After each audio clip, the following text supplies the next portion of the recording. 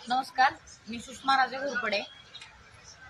आज 186 बरोवरपेठ सातारा, जे साताऱ्याचं मेन ठिकाण आहे, तिथं गेली 2 वर्ष झालं हे नाल्याचं काम आपण पाहू शकता। हे एवढं मोठं गटारीचं काम केलंय, पण त्याच्यावरती बंदिस्त गटाराचं काम असताना देखील ते पूर्ण ओपन ठेवण्यात आले। त्याच्यावर फरशाही टाकल्या गेल्या नाहीत आणि स्लॅबही टाकला गेला नाही आणि काम पूर्ण आहे म्हणून हे आपले मक्तेदार ओंकार दत्तात्रय भंडारे यांनी हे काम पूर्ण झालं म्हणून फलक आणून लावलाय।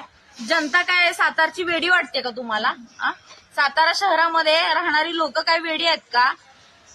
तुम्ही स्वतःला समजता काय की जर कामच अपूर्ण आहे तर पूर्ण झालेल्याचं फलक लावण्याचं कारण काय?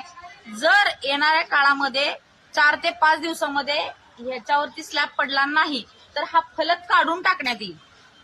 याची संबंधित ओंकार भंडारी नावाच्या व्यक्तीनं दखल घ्यावी आणि ह्याच्यावरती ताबडतोब स्लॅब टाकावा।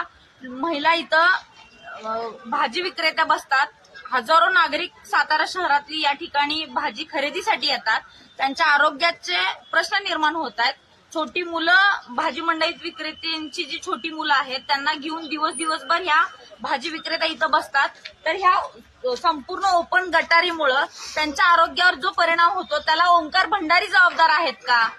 हा माझा त्यांना टणक प्रश्न आहे।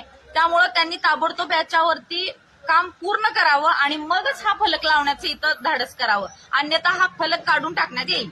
धन्यवाद।